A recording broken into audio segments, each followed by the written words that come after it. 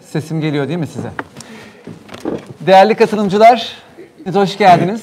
Beklediğiniz için sizlere çok teşekkür ediyoruz. Bir gecikme yaşadık ama bunu gün ilerleyen dakikalarında telafi ediyor olacağız. Ama beklediğimize değecek bir konuşma olacağına inanıyorum.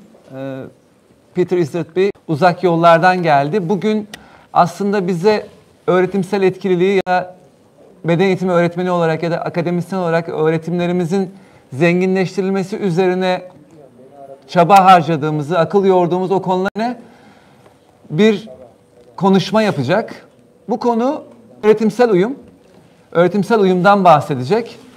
Konuşma yaklaşık 10 dakika sürmesi bekleniyor ve 30 dakikanın sonunda yaklaşık 10 dakikalık bir soru ve cevap seansı yapmayı planlıyoruz.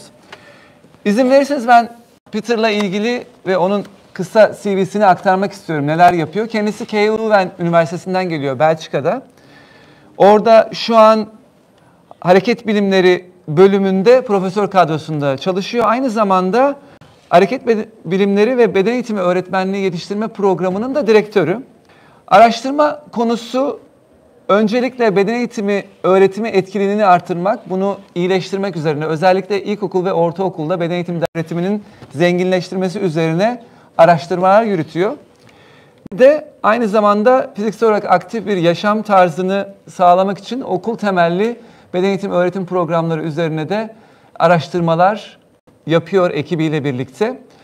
Aynı zamanda şunu da belirtmem lazım, bu konuşma sonunda bugün 16.55'te Peter'ın öğrencisi Anka ile birlikte bir parkur seansı var. Jimnastik salonunda olacağız.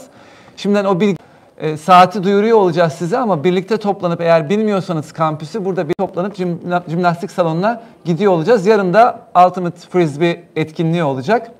Şimdi sanıyorum Peter'ı anlatacak çalışmalarından bahsedecek çok şey var ama hızlıca bu kaybettiğimiz zamanı kazanmak sahneyi Peter'a davet ediyorum.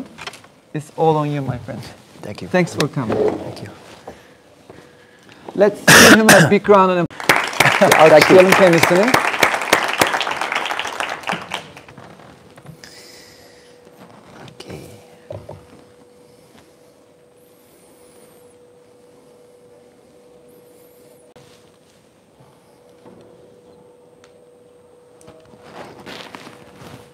Bu arada yeniden hatırlatayım. Zaten QR kodu gördünüz bir süredir. Türkçe çeviri isterseniz oradaki alana bağlı sunumun Türkçe çevirisini dinleyebilirsiniz.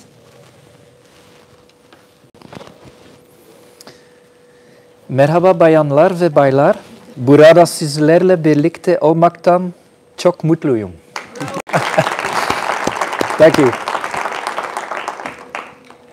Thank you very much for having me. I'm really honored to enjoy Turkish hospitality. Thank you for having me. The organizing committee, Dr. Recep Gorgulu, Dr. Fatih Dervent, thank you for the very warm welcome you gave my colleague Anke and myself. Thank you very much. Thanks for being here. This university, it's in Leuven, in Belgium. You're welcome to visit, however not all at once. So please send an email when you would come over. We're celebrating our 600th university anniversary, 600th anniversary this year. So very happy, and there will be a lot of celebrations. Just some couple of pictures of our Faculty of Movement Sciences, which I belong to. But that's obviously not why you're here. And in the next 30 minutes, I will try to do the following. Would like that after the talk, you will be able to identify 3 key components of instructional alignment. I would also love you to understand what the importance is for teacher effectiveness. And third, we're going to run through practical examples how you can develop unit plans and implement backward planning when developing units of instruction in physical education. So, I cannot start a talk on instructional alignment without acknowledging the importance of Alan Cohen, who did a lot of work in instructional alignment and who was actually one of the first, based on very rigorous research, to demonstrate that if you align your instruction, your students learn a lot more. And this is one of his seminal papers. It's from 1987. I was barely born at that time, but already figured it out. Instructional alignment has important elements. The first thing is the development of clear unit goals. When you have a unit of instruction in no matter what area, for example, you have 6 lessons, 7 lessons, 8, whatever, you have a final goal. The second thing, second key element is assessment. How will you assess whether your students get the outcomes of your unit of instruction? And third, what tasks will you select to teach your students? And what would be the lesson by lesson learning outcomes you would like to achieve? So in 2020, I was part of a board that worked on assessment in physical education, and where instructional alignment also was put forward as a very important concept. And it said that effective teaching demonstrates a match between what students are intended to do and be able to do, the opportunity programs. So there it was put forward the instructional alignment principle. So what do we know about instructional alignment? About aligning unit outcomes, assessments, and instruction. We know that when you ensure that there's instructional alignment, students learn a lot more. Easily said, it means you assess what you teach and you teach what you will be assessing, which is no complicated reasoning, but very often we fail at doing so, and that's what the research says. Very often we only think about what we will be teaching next lesson, and then the last, and then when we get towards the end of the unit, we consider, oh yeah, we need to do an assessment and it look like, and we inform students. Cohen described effect sizes of 1.2 to 3 standard deviations. Actually, that when you have a student who is in the middle of the class, that in applying instructional effectiveness, he moves to the top of the class by just aligning your instruction. In physical education, we have seen some important findings, like, for example, our Dutch colleagues, Borhoots and colleagues, they found that although more than 90% of physical education teachers, they considered nautical activity very important, like very important. However, only 30% assessed it. So there's a mismatch there. Work from James and colleagues, they found when they did their case study on teachers, they found that there was no match between what they intended to do assess and what they actually taught. So there was a difference between what they thinking they were doing and they were actually doing. Also, that we have done in our teacher education program, we found poor instructional alignment with our pre-service teachers. We found that 50% of tasks had a strong alignment with the unit goals. That's like half. And that was a depressing finding.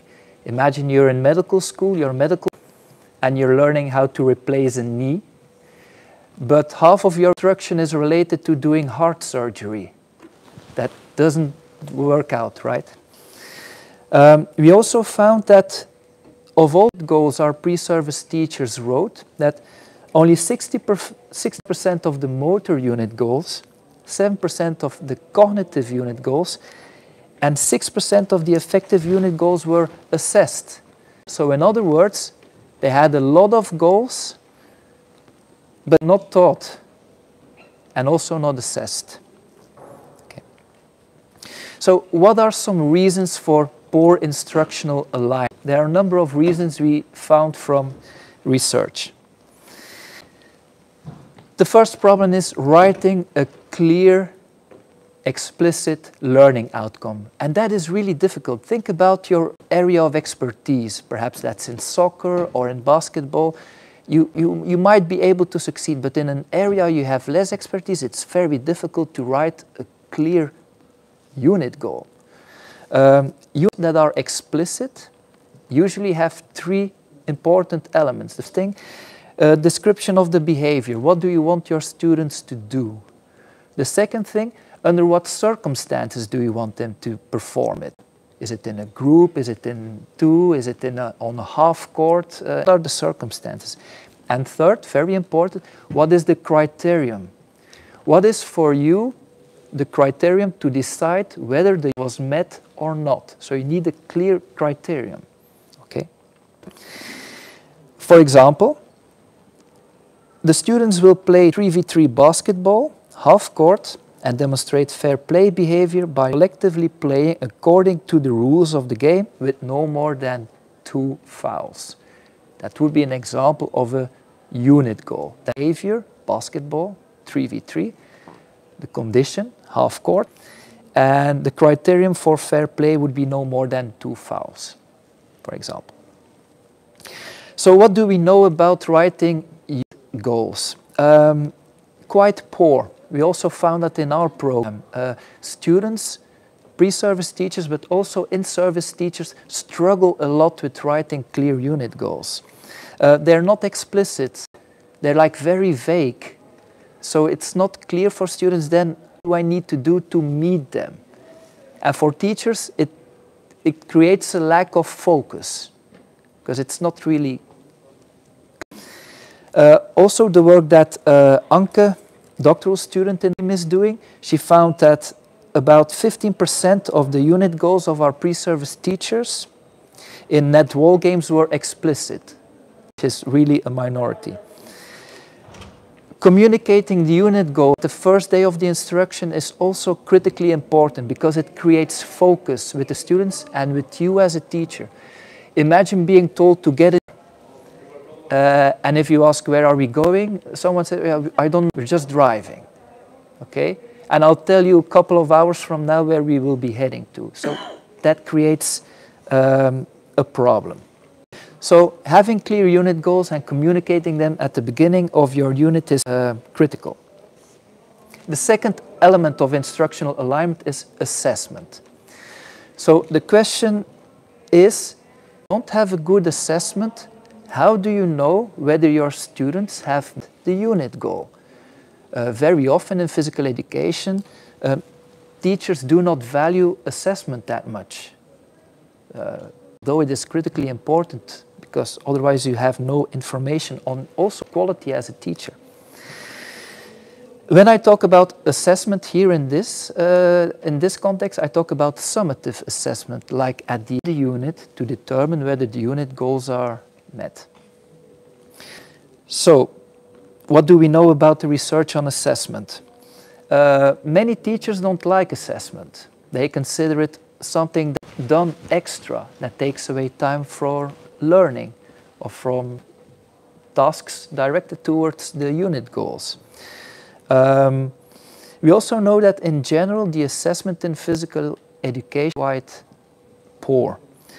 And it's very often like disconnected from learning. Like for example, let's take a look at this and perhaps you might think of things that or elements have been assessed or graded in courses or in schools you know.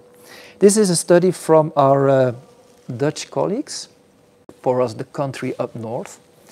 Bots and colleagues, they did a questionnaire with over 200 physical education teachers in secondary schools, and they asked them, how do you assess with your students? And on the x-axis you see the variables they assessed, and on the y-axis you see the percentages.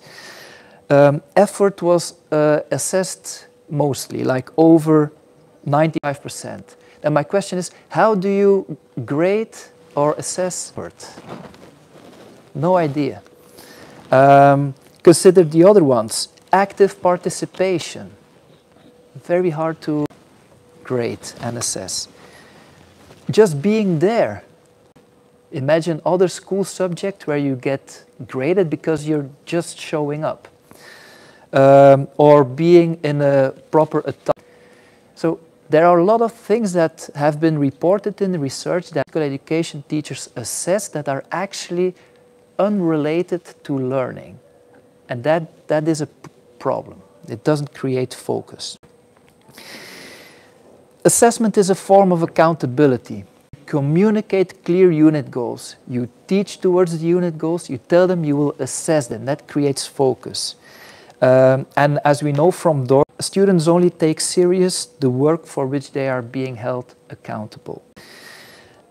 In the work that we have done in our program, we found that 74% of all unit goals that were put forward in their unit plans were not assessed.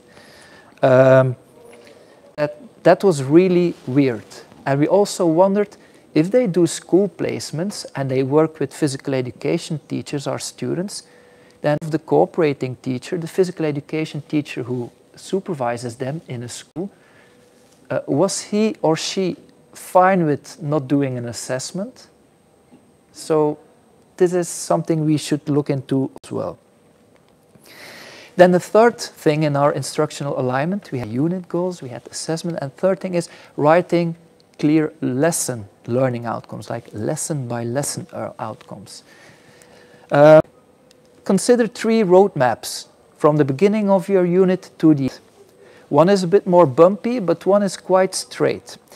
To develop lesson learning outcomes, we start at the end. We do backward planning. We start with our unit goal, and our lesson in a unit is our unit goal. And we plan backwards, depending on the number of lessons we have, and we start at that lesson. That will, I ensure, create more focus, because every task that would not contribute to meeting those unit outcomes would go. And 50% of tasks in general are unrelated to meeting the goals. Those are tasks that we like, that the kids like, that are fun warming up activities, but they take up too much time. Okay? So include only tasks that contribute to the unit goals. We know from a couple of research papers that students very often repeat the same lesson learning outcome. It's also something that you do not want to see, because that would indicate progress, no cumulative learning. Okay? Also in the study that we did, we found that 20% of lesson learning outcomes were just repeated from lesson to lesson. So perhaps students were just showing studentship, which means the teacher education program requires me to write lesson learning outcomes. I'll write it, I'll just do copy paste to check the box, just to have a good, we don't know. But it's clearly a problem for student learning. Okay? Instructional tasks, your curriculum comes to life through the selection of instructional tasks. What are you teaching your students to meet those unit goals? So 50% does not contribute to the learning outcomes and to the unit goals. Perhaps our students lack content knowledge. Perhaps that's also the reason why we see units of instruction that are only 2 or 3 lessons. 2 lessons Frisbee, 3 lessons gymnastics. I know soccer, so 4 lessons. Perhaps the short lessons we usually see in physical education because the content knowledge is limited. But in general, when half of your time is not related to your unit, losing a lot of potential learning. And that is something that should be addressed. So let's run through an example here. Just imagine, most of you are teachers or are familiar with teaching practices. Imagine to teach a 6-lesson unit in Ultimate Frisbee to 17 to 18-year-old students. And we want to apply instructional alignment. The first thing we would do is obviously defining a clear unit outcome. Perhaps this one. Multiple examples. This is just an example. Your students will have to demonstrate a functional use of technical, offensive, and defensive skills in a 4v4 game. So, technical, we rate backhand and hand throw in Frisbee. On the offensive part, we want them to be able to form and restore a triangle formation. And regarding defensive strategies, we want them to know that they need to position themselves between an attacker and the goal. It's in a 4v4 game, half court. So here, a behavior. We have the conditions under which they should perform. 4v4 game, full court. I didn't mention it here, but full court. And there's criteria we have. I'll see here. Step 2 of our instructional alignment is a developing assessment for this. Remember, technical, offensive, and defensive. This could be an example of your grading, of your summative assessment rubric. In the columns you see technical performance, backhand and forehand throw. You see the offensive strategy, the triangle formation, and you see the defensive strategy between offender and unit goal. And we have 3 levels, beginner, advanced, and expert. And for each indicator, we have a description of the behavior. Like, for example, we have expert performance. In the offense, we have someone who can keep the triangle formation and moves into the open space consistently to be able to free to receive a pass. Be an example of the assessment. Step 3 is developing lesson learning outcomes and instructional tasks. And as you know, we start at the end. It's a 6th lesson. So the 6th lesson, your lesson learning outcomes would be as your unit outcomes in the 4v4 setting. And then we plan backwards all the way back to lesson number 1, where we start. And here, there are multiple ways to teach it, by the way. This is just an example. But we would start with just simple use of the backhand in 2v0, 3v1 situations up until we meet the 4v4 unit lesson outcomes. So, responsibility also for teacher education programs. Definitely weren't dancing around when we saw the results of our own students. We thought we did a better job than what we read in papers from other programs. However, we did an as bad as the others did. So, and we really try, and still have work to do on that, to be explicit in teaching instructional alignment to our students as faculty. And as McPhail and colleagues recommended, it's that everyone in a teacher education program, from the head of the program to the supervisors, that they are acknowledge the importance of instructional alignment for teacher effectiveness, that they also in their own content classes model and demonstrate instructional alignment, and that they encourage, support, promote, supervise student teachers their use of instructional alignment when they go to schools to teach.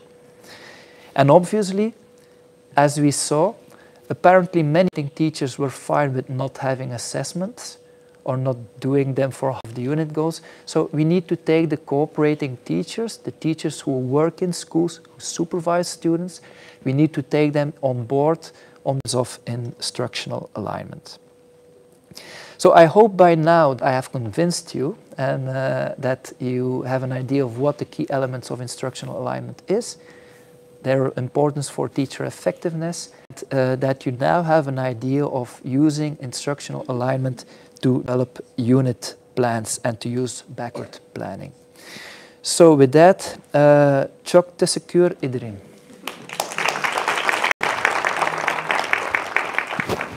Thank you, Peter, for your clarification. Now it's time. Şimdi soru ve cevap bölümünde sorularınız varsa alabiliriz. Oradan bir el görüyorum.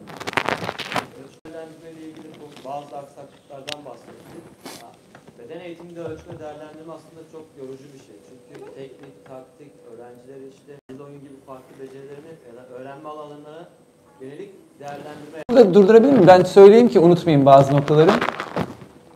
Bu the question, he hasn't started to ask the question yet, but there's a little bit a description about how difficult is the assessment in PE, because you're not assessing only one domain, you're assessing tactical knowledge, you're assessing skill execution, or like fair play behavior. So, an easy job to do. Soru? Şimdi soruyu, bu sefer soruyu siz unuttunuz galiba. Devam ediyorum. Ve bundan dolayı birden fazla öğrenme alanına yönelik ölçme değerlendirmeden dolayı aslında öğretmenler genelde tek veya daha az basit tekniği ölçmeye gidiyor. Buna yönelik pratik çözümler var mı?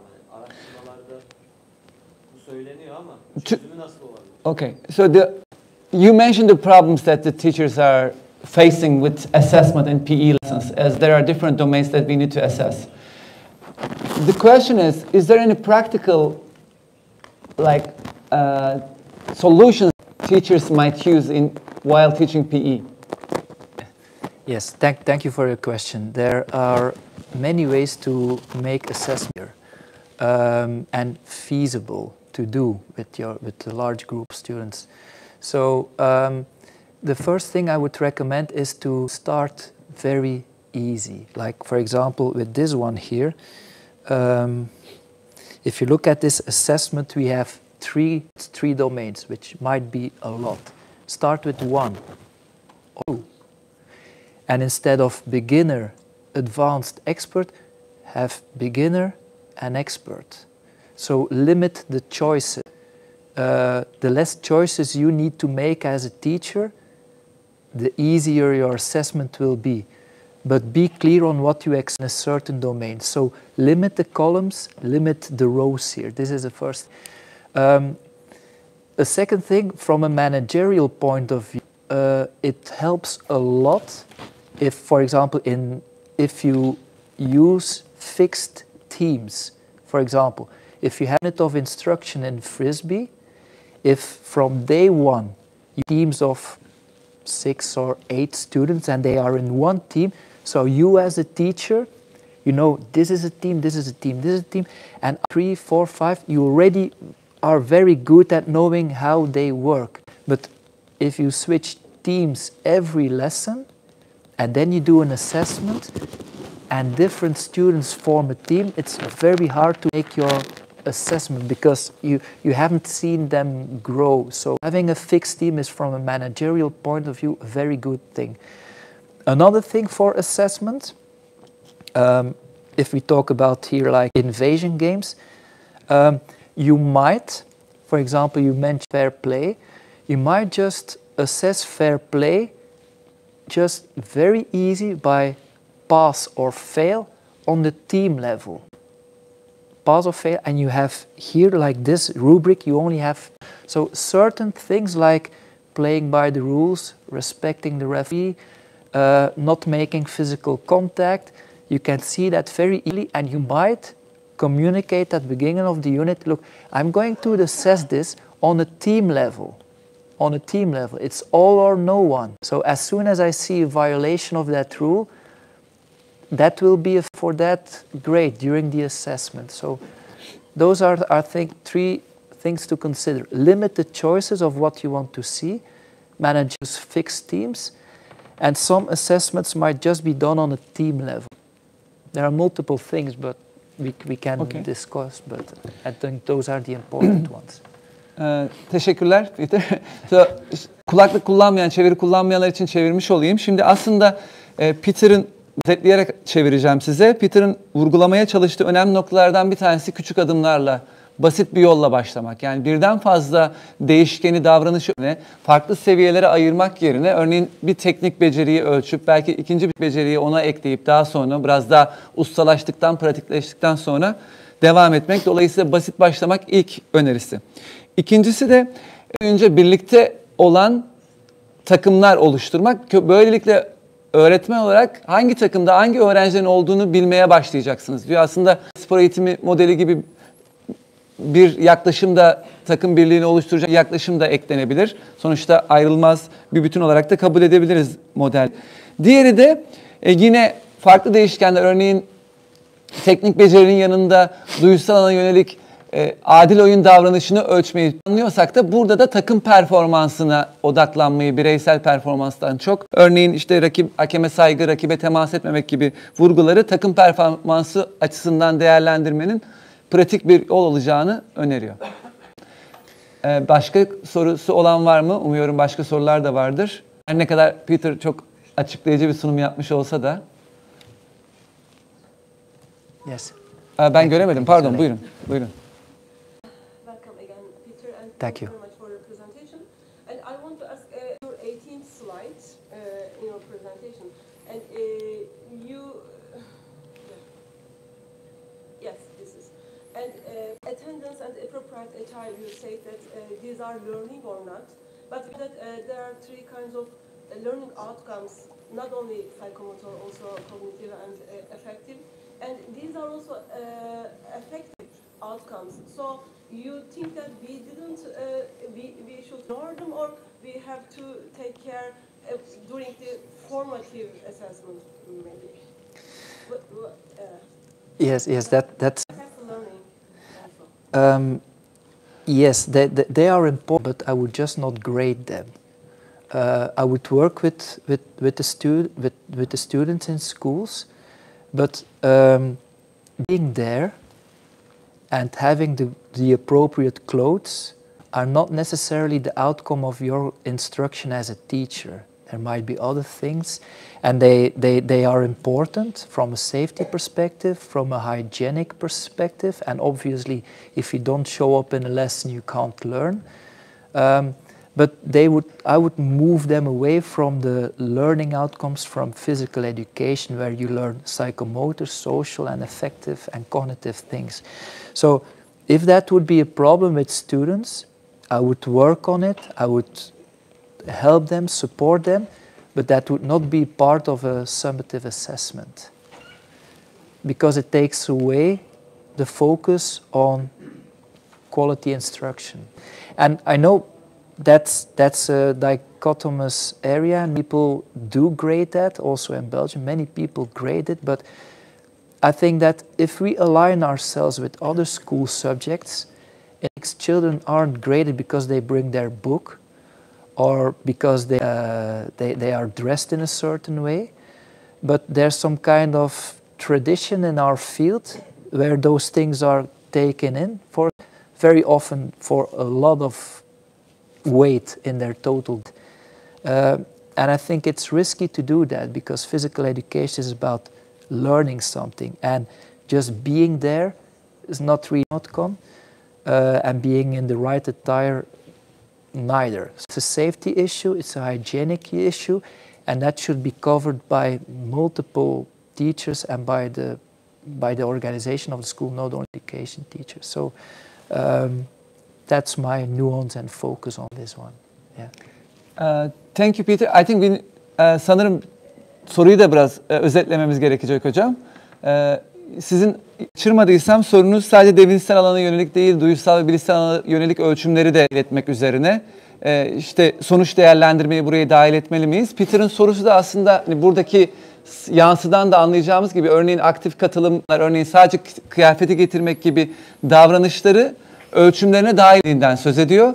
Bu her ne kadar hijyenik açıdan önemli bir durum ifade etse de bunları ölçümlerine dahil etmediklerini belirtiyor. Belki ölçümlerine değil de notlandırmaya dahil ediyor, grading diye düşünüyorum. So you assess it or you don't assess it, and is about grading or assessing as well?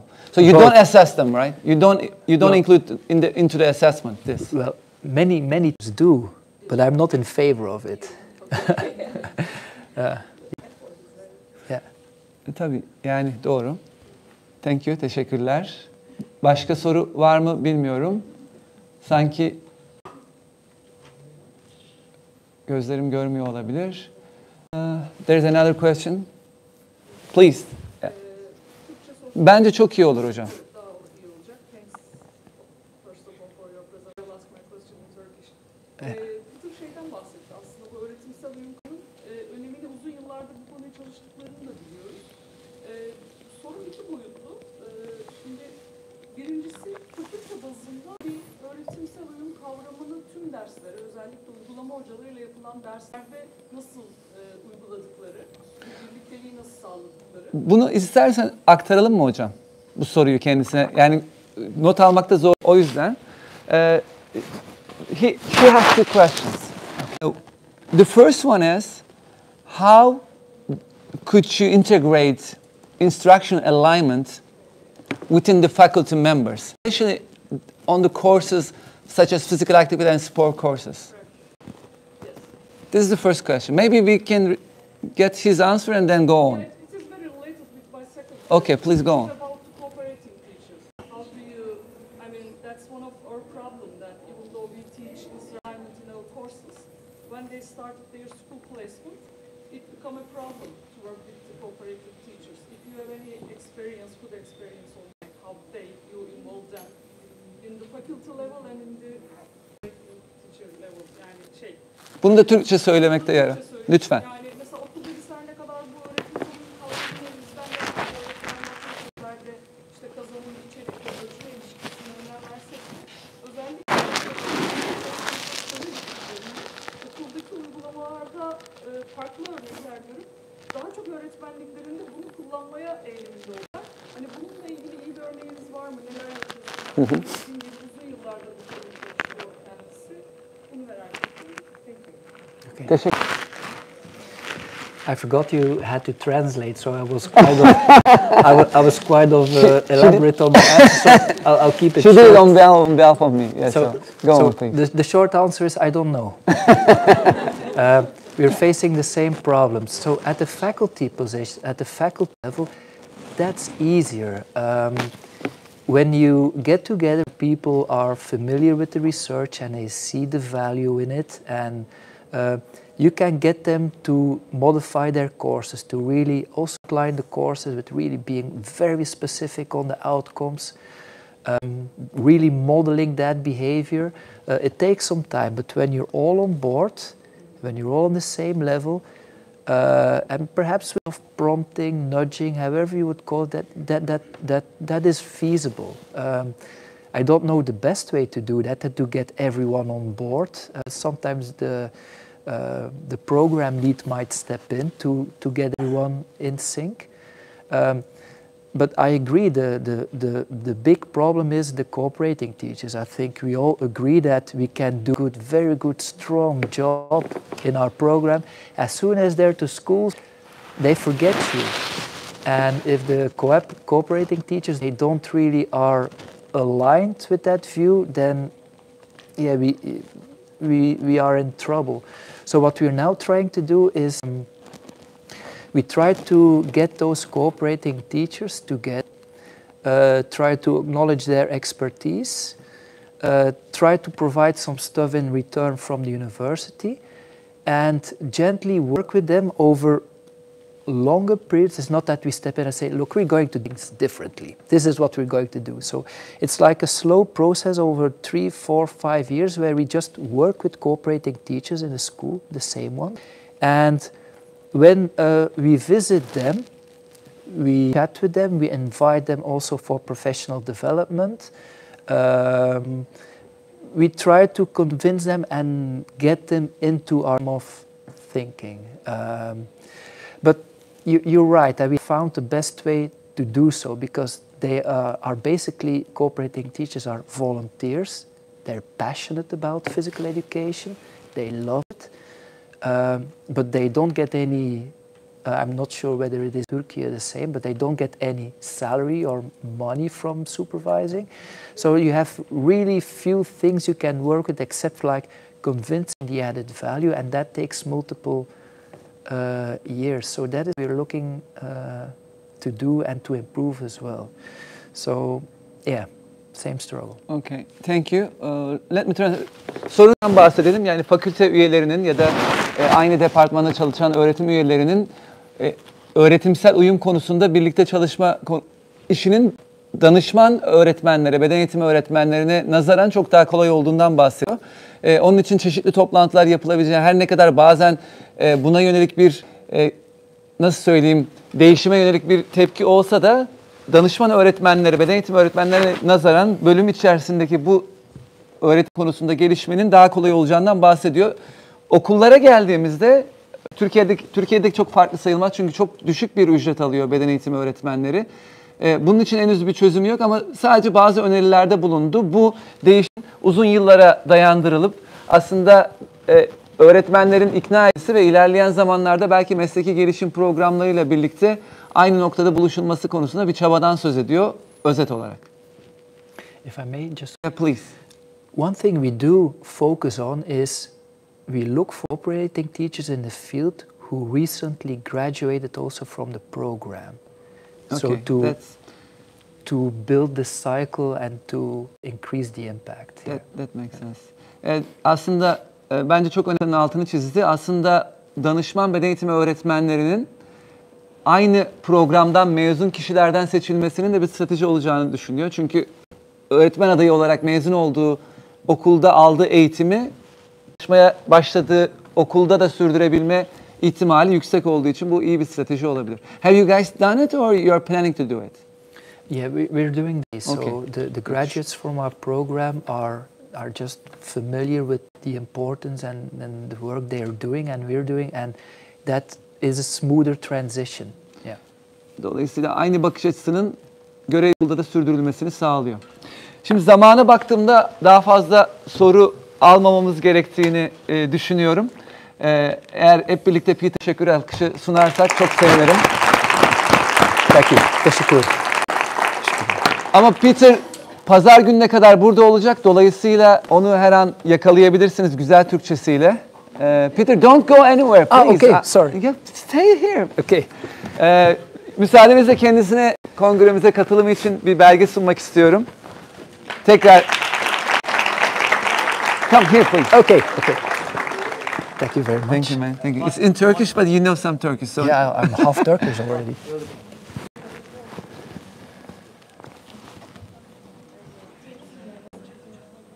Çok teşekkürler. Thank you, man. Thanks for coming. Thank you very much.